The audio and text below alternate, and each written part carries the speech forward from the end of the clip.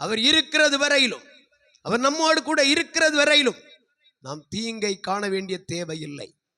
தீங்கு செய்ய எவராயிலும் எழும்பினாலும் அவைகள் நம்மை மேற்கொள்ள முடியாது. கரங்களை தட்டி எல்லாரும் கர்த்தரை ஸ்தோத்திரம் பண்ணி மகிமைப்படுத்துவோம். நம்ம ஆராதிக்கிற தேவன் மகா பரிசுத்தம் உள்ள தேவன். நம்ம ஆராய்க்கிற தேவன் சர்வ வல்லமை உள்ள தேவன்.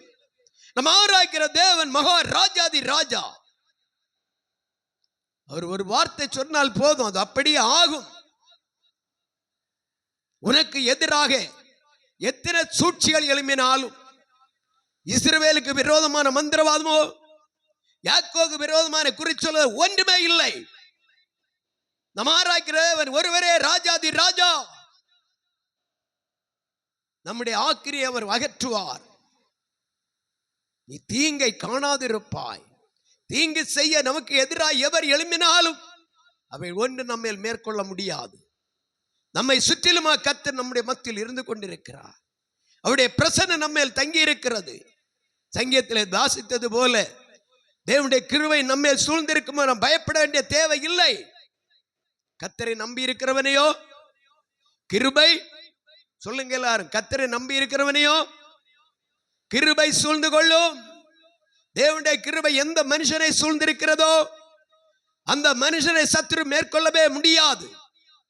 அவனுக்கு எதிராக எத்தனை விதமான எதிர் சக்தியை எழுப்பினாலும் அவனிலே ஜெயம் எடுக்க முடியாது. காரணம், ராஜாதி ராஜாவாக சர்வ வல்லமையுள்ள தேவனாக நம்முடைய தேவன் நம்முடைய மத்தியில் அவர் அசைவாடி கொண்டிருக்கிறார். நாம் எந்த இடத்தில் போனாலும் எல்லாம் இங்கதான் கவனிக்கணும். நாம் எந்த இடத்தில் போனாலும் அந்த இடத்துல கர்த்தர் நம்மோடு கூட உண்டு. வீட்டுக்கு வெளியே இறங்கும் போது கர்த்தரை முன்னாலே நிறுத்துங்கள். தாவீது சொல்லுகிறார், கர்த்தரை எப்பொழுது எனக்கு முன்பாக வைத்திருக்கிறேன், அவர் என்னுடைய வலது பார்சத்தை இருக்கிறபடியா நான் அசைக்கப்படுவதில்லை. தேவ பிள்ளை, அந்த நம்பிக்கை எனக்கு எப்பொழுதும் இருக்கட்டும். ஒரு யாத்திரை கடந்து போகும்போது என் தேவன் எனக்கு முன்னாலே போகிறார், என பின்னாலே வருகிறார், வலது பக்கம் இடது பக்கம் நிழலாயிருக்கிறார். நான் பயப்படேன். ஒரு சக்தி என்ன செய்ய முடியாது, மேற்கொள்ள, வாய்த்திறன் சொல்லுங்க, மேற்கொள்ள முடியவே முடியாது. அருமையான இந்த வசனத்தில் பார்க்கிறோம், நீ தீங்கை காணாதிருப்பாய். இந்த மாதத்திலே எந்த தீங்கு உங்களை மேற்கொள்ள முடியாதபடி கர்த்தர் உங்களை வழி நடத்துவார். அருமையான தேவனுடைய பிள்ளைகள், வேத புஸ்தகம் அநேகம் பரிசுத்தவான்களை குறித்து நாம் பார்க்க முடியும். அதிலே இன்றைக்கு ஒரு வார்த்தை வாசிப்போம். ஆதியாகம புஸ்தகம் 50:20 வாசியுங்கள். ஆதியாகம புஸ்தகம் 50ஆம் அதிகாரம் 20வது வசனம்.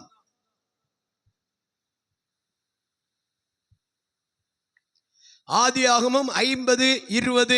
நீங்கள் எனக்கு தீமை செய்ய நினைத்தீர்கள், நீங்கள் எனக்கு தீமை செய்ய நினைத்தீர்கள், தேவனோ இப்பொழுது நடந்து வருகிறபடியே, தேவனோ இப்பொழுது நடந்து வருகிறபடியே வெகு ஜனங்களை உயிரோடே காக்கும்படிக்கு, வெகு ஜனங்களை உயிரோடே காக்கும்படிக்கு அதை நன்மையாக முடிய பண்ணினார், அதை நன்மையாக முடிய பண்ணினார். இந்த நாள் பகல் வேளையிலே நீ தீங்கை காணாதிருப்பாய்.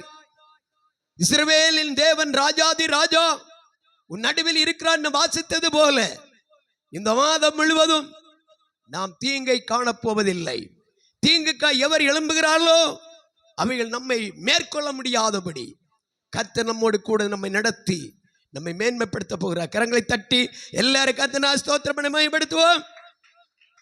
பாருங்க, இங்கே ஒரு முக்கியமான ஒரு நபர் தன் சகோதரர்களோடு கூட தன்னுடைய வார்த்தையை விதமா சொல்லுகிறார். நீங்கள் எனக்கு தீங்கு செய்ய நினைத்தீர்கள், எனக்கு தீமை செய்ய நினைத்தீர்கள், கர்த்தரோ அதை சொல்லுங்க நன்மையாக மாற்றி அருளினார். வெகு ஜனங்களுக்கு நான் அவர்களை வழிநடத்தத்தக்கதாய், போஷிக்கத்தக்கதாய், பராமரிக்கத்தக்கதாய் ஒரு கர்த்தாவாக, ஒரு தலைவனாக என்னை ஆண்டவர் மாற்றி வைத்திருக்கிறார். இந்த வார்த்தை உங்களை எல்லாருக்கும் புரியும் என்று நான் நினைக்கிறேன். யோசேப்பு தன் சகோதரர்களோடு கூட சொல்லுகிற வார்த்தை. யாக்கோபு இறந்து விடுகிறார். இறந்தவுடனே தானே யோசேப்புடைய சகோதரர்கள் வந்து மிகுந்த பயத்தோடு வேதனையோடு நின்று, தகப்பனா இறக்கும் வரை எங்களை நன்றாய் வைத்திருந்த சகோதரன் இனிமேல் எங்களை என்ன செய்வாரோ, அவர் ஒரு வார்த்தை சொன்ன அப்படி ஆகும், சிறையில் அடைத்து விடுவாரோ, பெரிய தண்டனை கொடுத்து விடுவாரோ, கொலை செய்து விடுவாரோ என்னெல்லாம் பல வேதனை மத்தியில் இருந்து புழுவை போல துடிக்கிற சகோதரர்களை அழைத்து நிறுத்தி கொண்டு சொல்லுகிறார், நான் உங்களுக்கு தீமை செய்ய போவதில்லை. நீங்கள் எனக்கு தீமை செய்ய நினைத்தீர்கள், ஆனால் நான் ஆராதிக்கிற தேவன் அதை எனக்கு நன்மையாக மாற்றினார். கரங்களை தட்டி எல்லாரும் கர்த்தரை ஸ்தோத்திரம் விடுத்துவார். உனக்கு எதிராக எழும்பும் ஒரு யுத்தம் பாய்த்திடாதே என்றதாலே சோத்திரம். உனக்கு எதிராக எல்லா கரங்களை அடித்து தட்டி கர்த்தரை விடுத்து பாடுவோம்.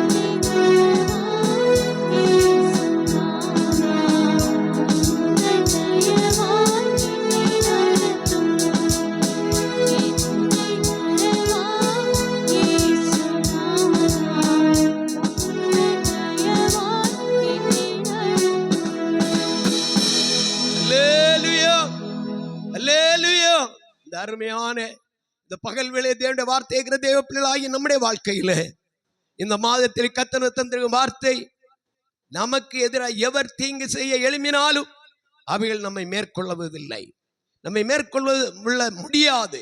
ஏனென்றால் கர்த்தர் நம்முடைய நடுவில் இருக்கிறார், ஏனென்றால் கர்த்தர் நம்மோடு கூட இருக்கிறார். கர்த்தர் நம்மோடு கூட இருக்கிறது வரையிலும் ஒரு தீமையை நம்மை ஜெயம் எடுக்கவோ மேற்கொள்ள முடியவே முடியாது. சரி, இங்கே நாம் பார்க்கிறோம், நீங்கள் எனக்கு தீமை செய்ய நினைத்தீர்கள் என்று யோசேப்பு அந்த சகோதரர்களோடு சொல்லுகிறார். ஆனா கர்த்தரோ எனக்கு அதை நன்மையாக மாற்றினார். நம்முடைய வாழ்க்கையில எத்தனையோ நாட்கள் காலங்கள் நமக்கு எதிராக நம்முடைய சகோதரர்கள், சிநேகிதர்கள், உறவினர்கள் நமக்கு தீங்கு செய்ய எழும்பினார்கள், தீமை செய்ய எழும்பினார்கள். கர்த்தரோ அவைகள் எல்லாவற்றையும் நமக்கு நன்மையாக மாற்றினார். கரங்களை தட்டி எல்லாரும் கர்த்தரை ஸ்தோத்திரம் மயப்படுத்துவோம். அருமையான தேவனுடைய பிள்ளைகளே, மனுஷன் நினைக்கிறபடி அல்ல, இவளை தாழ்த்து விட வேண்டும், இவனை தாழ்த்தி விட வேண்டும், இந்த குடும்பத்தை நசிப்பிக்க வேண்டும், யார் எப்படி எழுப்பினாலோ அது ஒன்றும் முடியாது. ஏன் தெரியுமா? சர்வ அதிகாரமுள்ள தேவனை நம்முடைய ராஜாதி ராஜாவாக நாம் கை கொண்டு அவரை நோக்கு முன்னாலே நிறுத்தி இருக்கும் போது ஒரு தீய சக்திகளும் நம்மேல் ஜெயம் எடுக்க முடியாது. யோசேப்பின் சரித்திரம் நமக்கு நன்றாக தெரியும். இந்த யோசேப்பு என்றால் பெருக்கம் என்பது பொருள். 1746 வருஷம், கிமு 1746 வருஷத்திலே இந்த யோசேப்புடைய சம்பவத்தின் காரியங்களை நாம் பார்க்கிறோம். இந்த யோசேப்பு ஒரு நல்ல ஒரு பரிசுத்தவான். வேதத்திலே நாம் படிக்கிற எத்தனையோ பரிசுத்தவான்கள், கடந்த நாட்களில் ஆண்டவருக்கு பிரியமாயிருந்த பரிசுத்தவான்களை பற்றி நாம் ஒரு காரியம் பார்த்தோம், ஒரு நபரை பார்த்தோம். இன்றைய நாம் பார்க்கிறோம் இந்த யோசேப்பை பற்றி. யோசேப்பு நல்ல ஒரு பரிசுத்தவான், நல்ல ஒரு தேவனு பிரியமான ஒரு புருஷன். இந்த இவருடைய வாழ்க்கையிலே எகிப்து தேசம் முழுவதுக்கும் இவர் அதிகாரியா உயர்த்தப்பட்டதுக்கு காரணம் என்ன? ஒரு கேள்வி சொல்லுங்க பாப்போம். பிள்ளைகள் படிக்கிறீங்கல்ல, சொல்லுங்களா. யோசேப்பு இவ்வளவாக உயர்த்தப்படுவதற்கு காரணம் என்ன? யாராவது சொல்லுங்க. பிள்ளைகள் வெட்கப்படுறாங்க, பெரியவங்க சொல்லுங்க. உங்களால சம்பவம் தெரியும்லோ, பின்ன என்ன என்ன? வேத புஸ்தகத்திலே நீங்கள் ஆதியாகம புஸ்தகம் இந்த யோசேப்புடைய சம்பவத்தை படிக்கும் போது யோசேப்பிலே காணப்பட்ட நற்குணங்கள் ஏராளம் சொல்லப்பட்டிருக்கிறது. ஒரு மனிதனுடைய நற்குணங்களை கர்த்தர் கவனித்துக் கொண்டே இருக்கிறார். இந்த பூமியில் நாம் இருக்கும்போது எல்லா காரியங்களையும் ஆண்டவருக்கு பிரியமான காரியம் நம்ம செய்கிறோமா? நம்முடைய இருதயம் தெய்வத்து முன்பாக எப்படி இருக்கு என்று கர்த்தர் கவனித்துக் கொண்டிருக்கிறார். இந்த யோசேப்பை கர்த்தர் கவனிக்கிறார். யோசேப்பை குறித்து தேவனுக்கு ஒரு பெரிய ஒரு நோக்கம் இருந்தது. நீங்கள் எடுத்துக்கொள்ளுங்கள், ஆதியாகமம் புஸ்தகம் அதனுடைய 37ஆம் அதிகாரம் 2வது வசனம் வாசிங்க பார்க்கலாம். யாக்கோபு சந்ததியின் வரலாறு. யோசேப்பு 17 வயதிலே தன் சகோதரருடனே ஆடுகளை மேய்த்து கொண்டிருந்தான். அந்த இளைஞன் 13ஆம் வசனம் வாசிங்க. அப்பொழுது இஸ்ரவேல் யோசேப்பை நோக்கி, உன் சகோதரர் சீகேமிலே ஆடுகளை மேய்க்கிறார்கள் அல்லவா? உன்னை அவர்களிடத்திற்கு அனுப்ப போகிறேன், வா என்றான். அவன் இதோ போகிறேன் என்றான். இந்த யோசேப்பிலே காணப்பட்ட ஒரு பெரிய ஒரு நற்குணம் கீழ்ப்படிதல். என்னது? எல்லாரும் சொல்லுங்க, பிள்ளைங்க சொல்லுங்க. கீழ்ப்படிதல். நம்முடைய தாய் தகப்பன் ஒரு காரியம் சொன்னால் உடனே நாம் அனுசரிக்கிற, உடனே நான் போகிறேன், செய்கிறேன், சரி என்று ஒத்துக்கொள்ளுகிற அந்த கீழ்ப்படியும் தன்மை உங்கள் ஒவ்வொருடைய வாழ்க்கையிலும் இருக்க வேண்டும். பெரியவர்களா இருக்கலாம், சிறியவர்களா இருக்கலாம், புருஷனா இருக்கலாம், மனைவியா இருக்கலாம், வாலிபர்களா இருக்கலாம், நாம் யாரா இருந்தாலும் நம்மிடத்தில் ஒரு காரியம் ஒருவர் சொல்லும் போது அதை கீழ்ப்படுகிற இருதயம். யாக்கோபு யார்? தேவனை தரிசித்த மனிதன், தேவனால் பேர் சொல்லி அழைக்கப்பட்ட மனிதன், தேவனுடைய அபிஷேகத்தை சுதந்திரித்த மனிதன். அவர் சொல்லுகிறார், மகனே யோசேப்பே, உன் சகோதரர்களை நீ போய் விசாரித்து விட்டு வா, நல்ல ஆகாரங்களை கொண்டு கொடு என்று சொல்லும் போது நான் இதோ போகிறேன்.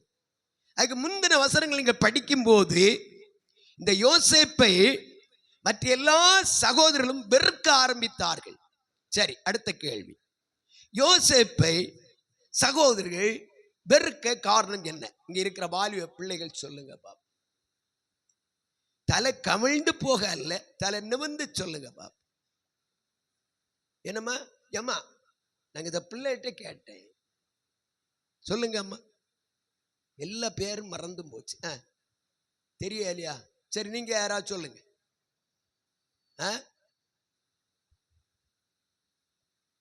சகோதரர்கள் வெறுக்க காரணம் ஒன்று, கலர் ஆடை, பலவர்ண அங்கி. இந்த யாக்கோபு யோசேப்பை அதிகமாக நேசித்து பலவர்ண அங்கியை தைத்து கொடுத்தாரே, எல்லா சகோதரருடைய கண்களையும் பறித்தது. இவனுக்கு தான் இப்படிப்பட்டதான வஸ்திரம் கொடுக்கணும், எங்களுக்கு வேண்டாமா என்று தகப்பன் மேலேயும் கோபம், சகோதரனாய் யோசேப்பின் மேலும் கோபம். இதனால் பகல் வேளையில என்னை கேட்கிற அருமையான தேவனுடைய பிள்ளைகளே, சகோதரர்களாகிய நீங்கள் உங்களுடைய சகோதரர்களுக்கு கொஞ்சம் கூடுதல் பங்கு கிடைத்து விட்டால் எரிச்சல் அடையக்கூடாது. போட்டும், தகப்பனார் தானே கொடுத்தார், பெற்றுக்கொண்டு போகட்டும். அந்த இடத்திலே நான் அமர்ந்திருக்க வேண்டும், பொறுமையாயிருக்க வேண்டும். ஆனால் அந்த சகோதரர்கள் அப்படி இருக்கவில்லை. இந்த பலவர்ண அங்கே கண்டவுடனே அவர்கள் ரொம்ப எரிச்சல் கொண்டு யோசேப்பின் மேல் பொறாமை கொண்டார்கள். என்ன செய்தார்கள்? பொறாமை. எல்லா ஆமையிலும் பெரிய ஆமை பொறாமை.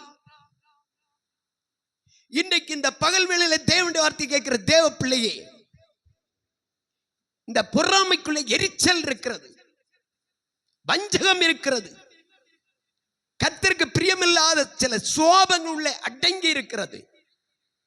அவைகள் ஒரு தேவ பிள்ளையுடைய வாழ்க்கையில் வரவே கூடாது. நீ கிறிஸ்துவை தரித்து கொண்டு கிறிஸ்துவுக்காக நீ ஜீவிக்கிறது உண்மையானால், மற்றவர்கள் பெரிய வீடை விட்டு விட்டான், நல்ல உத்தியோகம் கிடைத்து விட்டது. கடந்த காலத்தில் ஒரு பிள்ளைக்கு ஒரு நல்ல ஒரு கவர்மெண்ட்ல வேலை கிடைத்தது. இதை அறிந்த ஒரு உறவினர் கேட்டாராம், இங்க வா, உனக்கு என்ன வேலை கிடைத்து? உனக்கு என்ன தூப்பு வேலையா கிடைத்தது? இந்த அம்மா உடனே மனம் நொந்து போய் இந்த ஐயா இப்படி சொல்லிவிட்டார் என்று வேதனையோடு பெற்றோடு சொல்ல ஆரம்பித்தது. அருமையான தேவனுடைய பிள்ளைகளே, ஒருவர் உயர்ந்து வரும்போது மற்றவர்கள் பொறாமை கொள்ளுகிறார்கள். யோசேப்பு அந்த பொறாமைக்குள்ளே ஆகி மிகவும் நெருக்கப்பட்டார். இரண்டாவது, இந்த யோசேப்பை சகோதரர்கள் வெறுக்க காரணம் என்ன? அடுத்த கேள்வி சொல்லுங்க. அங்க இருக்கு, நீங்க அந்த அதிகாரம் முழுவதும் அப்படி படிச்சு வாருங்க. அங்க வரும்போது ஒரு காரியம் சொல்லப்பட்டிருக்கு.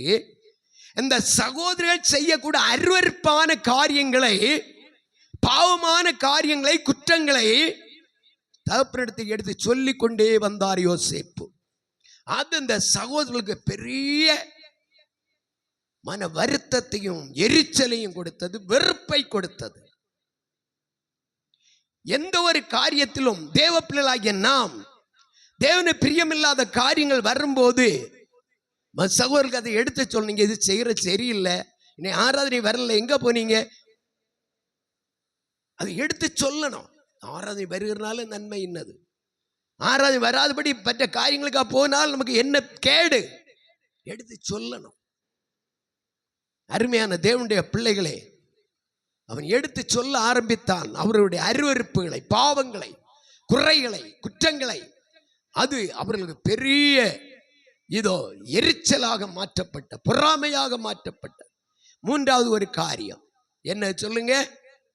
அவன் கண்ட சொல்லுங்க, அவன் கண்ட சொப்பனம். சரி, சொப்பனத்தை சொல்லுங்க. நான் கேட்டுட்டே இருக்கு, நானே சொல்லி போயிட்ட பிரச்சனை இல்லைல்ல. முதலாவது என்னது? சூரியனும் சந்திரங்களும் 11 நட்சத்திரங்கள் என்ன செய்கிறது?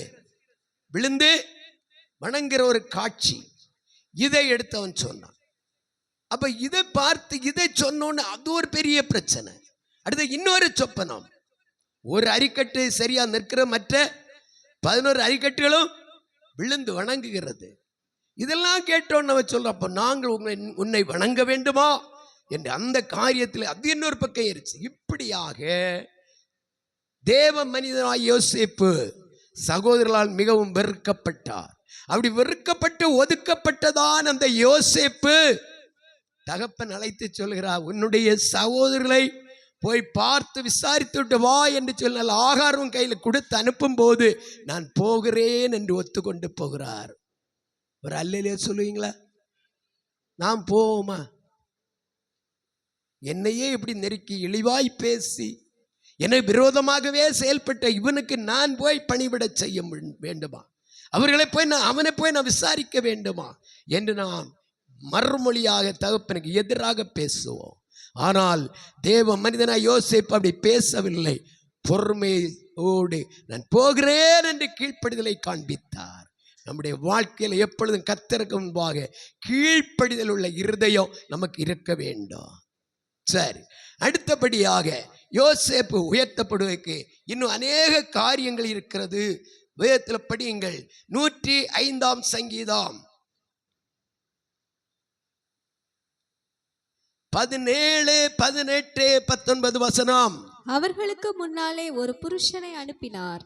யோசேப்பு சிறையாக விற்கப்பட்டான். அவன் கால்களை விலங்கு போட்டு ஒடுக்கினார்கள். போதும். இப்போ அருமையான சகோதரர்களை போய் விசாரித்தர போன அருமையான யோசேப்பை பிடித்து அவர்கள் குழியிலே தள்ளி வஸ்திரத்தை உரிந்து இதோ அந்த அருமையான சகோதரன் யோசேப்பை அவர்கள் வியாபாரியுடைய விற்று போடுங்க. இந்த சம்பவம் நமக்கு தெரியும். அந்த இடத்திலும் கூட வாயை திறக்கல, ஒரு வார்த்தையும் சொல்லல. ஏன் இப்படி செய்தீர்கள்? அவன் கையில் இருந்த ஆகாரத்தை அவன் புசித்து கொண்டு இந்த வேலை செய்கிறாங்க. அநேகர் நம்முடைய வாழ்க்கையில நம்ம கையினால பல நன்மைகளை பெற்றுக்கொண்டு நமக்கு விரோதம் மற்றவர்கள் எழும்புவார்கள். எல்லாருக்கும் புரியுதா? பிரைஸ் தி லார்ட், அல்லேலூயா. விரோதமா எழும்புகிறார்கள். இந்த நேரத்திலும் கூட யோசேப்பு எதுவும் சொல்லல. தொடர்ந்து வாசிங்க. கர்த்தர் சொன்ன வார்த்தை நிறைவேறும் அளவும் அவருடைய வசனம் அவனை புடமிட்டது. ராஜா ஆள் அனுப்பி அவன் கைகளையும் கால்களையும் இரும்பிலே அடைத்து ஒடுக்கினார்கள். அங்கே வரும் அருமையான தேவனுடைய பிள்ளைகளே, இந்த யோசேப்பு அவன் நெருக்கப்படுகிறான். எல்லாராலும் நெருக்கப்படுகிறார், எல்லாராலும் ஒடுக்கப்படுகிறார். ஆனாலும் எதுவுமே அவர் சொல்லல. கடைசியில தேவையில்லாத நிலையில எப்படி அவர் சிறைக்கு போகிறார்? அவர் செய்யாத குற்றத்தை செய்தார் என்று அவர் மேல் பழி சாட்டி அவரை சிறைக்குள்ளே தள்ளுகிறார்கள். சிறைக்குள் தள்ளும் முன்பதாக அவர் அடிக்கப்பட்டு உடைக்கப்படுகிறார், நொறுக்கப்படுகிறார். ஏதோ அவன் அந்த போத்திபார் அவனை கொல்லல. ஏன்னா வேதத்தில் நீங்கள் படிக்கும் போது கர்த்தர் யோசேப்போடு கூட இருந்தார் என்பதாக நாம் படிக்க முடியும். அல்லேலூயா, நல்ல அல்லேலூயா சொல்லுங்க, நல்ல அல்லேலூயா சொல்லுங்க.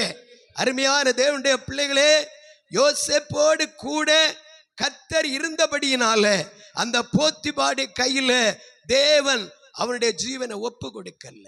சகோதரனுடைய கையில தேவன் அப்படி ஒப்பு கொடுக்கல என்றால் கர்த்தர் கூட இருந்து அந்த அருமையான யோசேப்பை அற்புதகரமாக விடுவித்து விடுவித்து விடுவித்து வந்தார். இந்த நாள் பகல் வேளையிலே தேவனுடைய வார்த்தையை நம்முடைய வாழ்க்கையிலே நாம் தேவனுடைய சமூகத்திலே தீங்கை காணாதபடி நாம் ஜீவிக்க வேண்டும் என்றால் கர்த்தர் நம்மோடு கூட இருக்க வேண்டும். கடைசி அந்த பயங்கரமான அந்த சிறைக்குள்ளே தள்ளப்பட்ட நேரத்திலும் அங்கே கர்த்தருடைய அபிஷேகம், கர்த்தருடைய ஆவியான யோசேப்பை வழிநடத்தினார். அங்கே யோசேப்பை வழிநடத்தி வரும்போது அந்த பானபாத்திரக்காரன் சுயம்பாயுடைய அவனும் அவர்கள் 2 சொப்பனங்களை கண்டு சொன்னாங்க. பானபாத்திரக்காரனுக்கு அருமையான சொப்பனத்தை யோசேப்பு விளக்கி கொடுத்தார். ஆனால் அந்த யோசேப்பு விளக்கி கொடுத்த எல்லாம் உண்மையா நடந்தாலும் வேதம் சொல்லுகிறது அவன் என்ன செய்து விட்டான்? இந்த பானபாத்திரக்காரன் மறந்து விட்டான். அந்த வார்த்தையை வாசிங்க, வாசிக்க முடியுமா? இயேசுவின் நாமத்தினாலே ஹல்லேலூயா. இன்றைக்கு அநேகருடைய வாழ்க்கையிலே மற்றவர்கள் ஒரு நன்மை செய்யும் போது அநேக நேரங்கள் அவர் என்ன செய்து விடுகிறார்கள்? அந்த பகுதியை மறந்து விடுகிறார்கள். இந்த யோசேப்பை அவன் மறந்து விட்டான். வாசிங்கள் 40வது அதிகாரத்தினுடைய கடைசி வசனம் வாசிங்க. ஆனாலும் பானபாத்திரக்காரனின் தலைவன் யோசேப்பை நினையாமல் அவனை மறந்து விட்டான். மனுஷன் அப்படிதான். நாம் எத்தனை நன்மைகள் செய்திருந்தாலும் சீக்கிரமாய் மறந்து விடுகிற இருதயம் மனுஷ இருதயம்.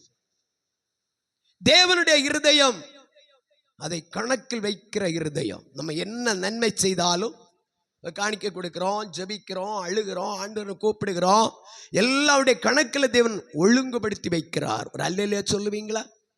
நல்ல ஒரு அல்லேலூயா சொல்லுவீங்களா? பாருங்க, இதோ இந்த அருமையான யோசேப்புடைய வாழ்க்கையில் ஒரு விசேஷமான குணம் சோதனையை, உபத்திரவத்தை, நிந்தையை, வேதனையை, நெருக்கங்களை சகிக்கிற இருதயம். கரங்களை தட்டி கர்த்தரை ஸ்தோத்திரிப்பா. அவனை இரும்பு பயங்கரமான இதிலே அந்த சிறைச்சாலைக்குள் போட்டு ஒடுக்கினார்கள். ஆனாலும் தேவ அன்பை விட்டவன் விலகி போகல.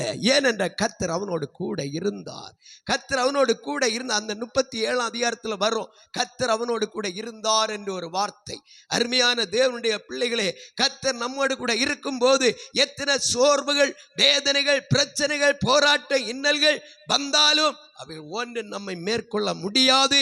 கர்த்தர் நமக்கு எல்லாவற்றையும் ஜெயம் கொடுப்பார். அடுத்தபடியாக நாம் இன்னொரு முக்கியமான காரியத்தை நாம் வாசிக்க போகிறோம். கர்த்தர் தான் நம்மை ஆசீர்வதிப்பாராக. வாசிங்க 42ஆம் அதிகாரத்தினுடைய 18வது வசனத்தை ஒன்று வாசிங்க. ஆதியாகமம் புஸ்தகம் 42:18. 3ஆம் நாளிலே யோசேப்பு அவர்களை நோக்கி, நான் தேவனுக்கு பயப்படுகிறவன், நீங்கள் உயிரோடு இருக்கும்படி ஒன்று செய்யுங்கள். போதும். இந்த யோசேப்புடைய சம்பவத்தில் இது ஒரு முக்கிய காரியம். நான் தேவனுக்கு பயப்படுவேன் எப்போது சொல்லுகிறார் தெரியுமா? பஞ்சமெல்லாம் பயங்கரமா தலைவிரித்து ஆடும்போது யாக்கோபுடைய குடும்பம், பிள்ளைகள் ஐயோ பசியினால் பட்டினியினால் மூர்ச்சித்து போகக்கூடிய சூழ்நிலை, எகிப்திலே நல்ல தானியம் இருக்கு என்று அறிந்து தகப்பன் அங்கே தன் பிள்ளைகளை அனுப்புகிறார். அனுப்பின இடத்திலே சில சோதனைகளை சோதித்து இவர்களே இதோ கர்த்தருக்கு ஸ்தோத்திரம் அங்கே பிடித்து வைக்கிறார். யோசேப்பு தானியம் கொள்ள போன இடத்துல, அந்த இடத்துல வைத்து அவர் சொல்லுகிறார், நான் கர்த்தருக்கு பயப்படுகிறவன். உங்களுக்கு நான் பழிக்கு பழி வாங்கக்கூடியவன் அல்ல, நான் கர்த்தருக்கு பயப்படுகிறவன். எப்ப சொல்லுகிறார் தெரியுமா? பார்வோனால் உயர்த்தப்பட்டு ராஜரீக நிலையில் இருக்கும்போது சொல்லுகிறார். நம்முடைய வாழ்க்கை, ஒரு மனுஷனுடைய வாழ்க்கையில உயர்வு வந்துவிட்டால், ஆசீர்வாதம் வந்துவிட்டால், நன்மைகள் வந்துவிட்டால், சில மேன்மைகள் கிடைத்து விட்டால் ஜெபம் முறிந்து விடுகிறது. ஆமென். இது ஆராதனை குறைந்து விடுகிறது. ஆவிக்குரிய அனுபவத்தை பின்னடைகிறார்கள். தேவனுக்கு அடுத்த காரியம் ஏனோ தானே என்று போகிறது. இப்போ ராஜரீக நிலையில் இருக்கிற யோசேப்பு அவர் உயர்த்தப்பட்டிருக்கும் தன் சகோதரருக்கு முன்னால் சொல்லுகிறார், நான் உங்களை பழி சாட்ட போகவில்லை, உங்களுக்கு பழிக்கு பழி வாங்க போகவில்லை, நான் தேவனுக்கு பயப்படுகிறவன். இந்த நாள் பகல் வேளையில நம்முடைய இருதயம் எப்படி இருக்கிறது? கர்த்தருக்கு முன்பாக தேவனுக்கு பயப்படுகிற பயம் நமக்குள் இருக்கிறதா, அல்ல மனுஷனுக்கு பயப்படுகிற பயம் இருக்கிறதா? தேவனுக்கு பயப்படுற பயம் இருந்தால், வெள்ளிக்கிழமை கர்த்தருடைய பாதத்தில் வந்திருந்து கண்ணீர், நான் ஒரு நாள் நாகர்கோவிலில் ஒரு ஆலயத்தில் போயிருந்தேன், ஒரு திருமண வீட்டிற்கு போயிருக்கக்கூடியதான வேளையிலே அங்கே ஒரு குறிக்கப்பட்டதான தொழில் அதிபர்கள் வந்து முழங்கால் போட்டு தரையில உட்கார்ந்திருந்து அப்படி கண்ணீரோடு ஜெபித்து கதறிக்கொண்டிருக்கிறார்கள் திருமண வீட்டிலே. நான் இது முடிந்தவுடனே அவருடைய முகங்களை பார்த்தேன். கண்ணீரெல்லாம் துடைத்து விட்டு அப்படி எழும்பி போகிறார்கள். ஒரு நபர் என் நன்றாக தெரியும், இதே பிரிட்டோ ஷாமில் வைத்திருக்க பெரிய தொழில் அதிபர் கோடீஸ்வரன்.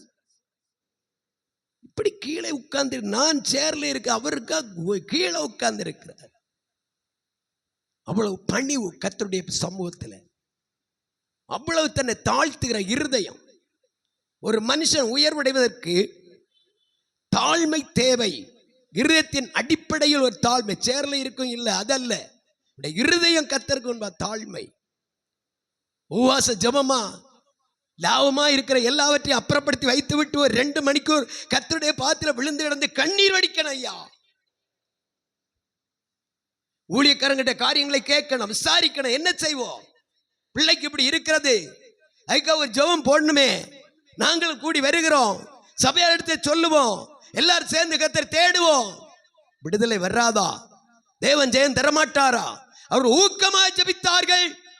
சிறைச்சாலை அசைந்தது, கதவுகள் திறந்தது. தேவ மனிதனை தேவன் வெளியே கொண்டு வந்தார். கரங்களை தட்டுவோமா? கரங்களை தட்டி கர்த்தரை மகிமைப்படுத்துவோமா? அல்லேலூயா.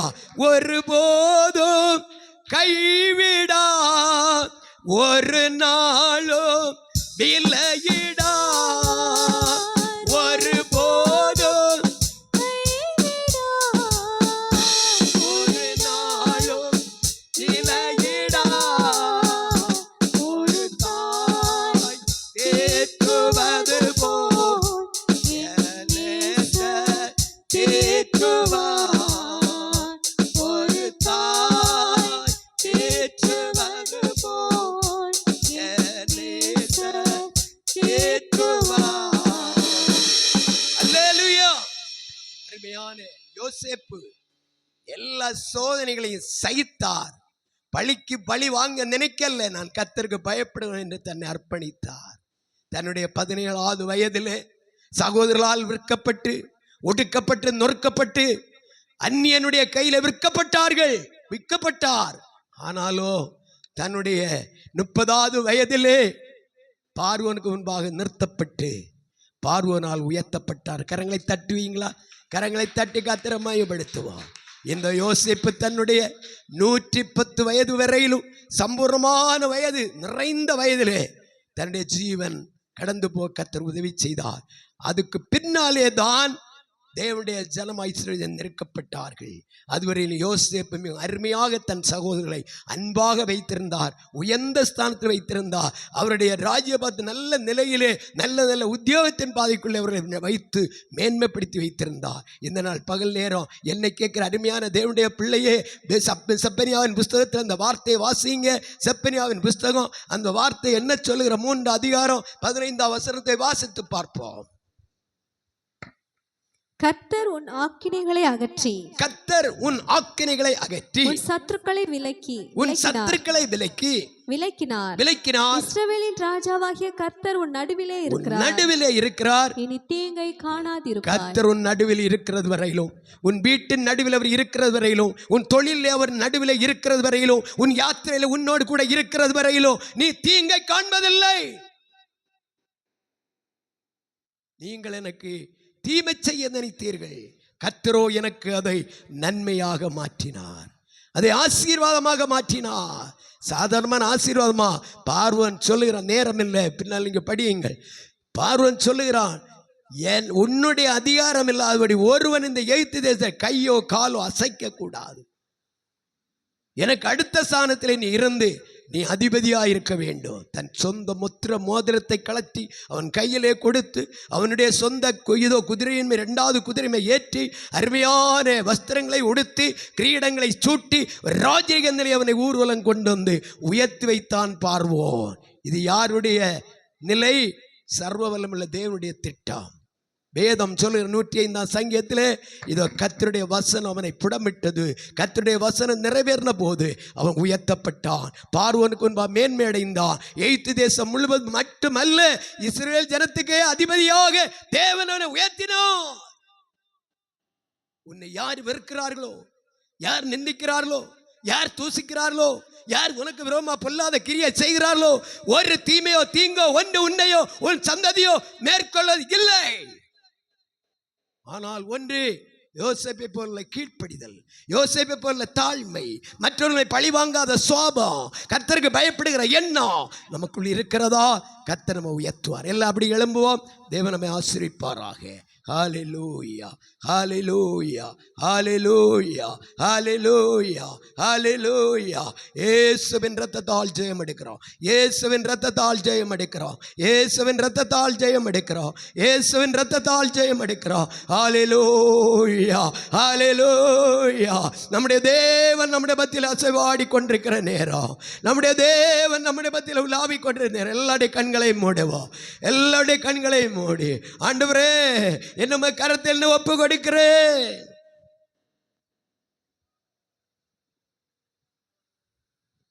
இந்த மாதம் நான் தீங்கை காணாதபடி நான் இருக்க நீங்க எப்போது என் கூடவே இருக்கணப்பா, என் நடுவில் கூடவே இருக்கணப்பா. என் குடும்ப வாழ்க்கையில், என் தொழிலில், என் வியாபாரத்தில், என்னுடைய நடக்கையில், போக்கில், வரத்தில், படிப்பில், என்னுடைய வாழ்க்கையின் எல்லா பகுதியிலும் நீங்க என் கூட இருக்கணும். ஒரு தீர்மானம் பண்ணுங்க, ஒரு தீர்மானம் பண்ணி உங்களை ஒப்பு கொடுங்க. யோசேப்பு பண்ண நல்ல குணாதிசயம் உங்களுக்குள்ளே வரட்டும். கர்த்தர் உங்களோடு கூட இருக்க உங்களை ஒப்பு கொடுங்க.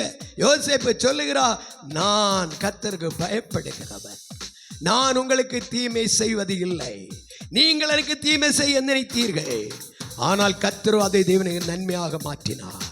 இந்த நாள் பகல் வேளையில் உங்கள் வாழ்க்கையில் வந்திருக்க எல்லா சோதனைகளையும் தேவன் நன்மையாக மாற்றப் போகிறார். தேவனுடைய கர்த்தரை அர்ப்பணிப்போம். கரங்களை தட்டி கர்த்தரை மையப்படுத்துவோம். ஹல்லேலூயா, ஹல்லேலூயா, ஹல்லேலூயா. வாய் திறந்து ஒரு நிமிஷம் ஆண்டவரை மையப்படுத்தி நம்மை அர்ப்பணித்து நாம் ஜெபிப்போம். ஹல்லேலூயா.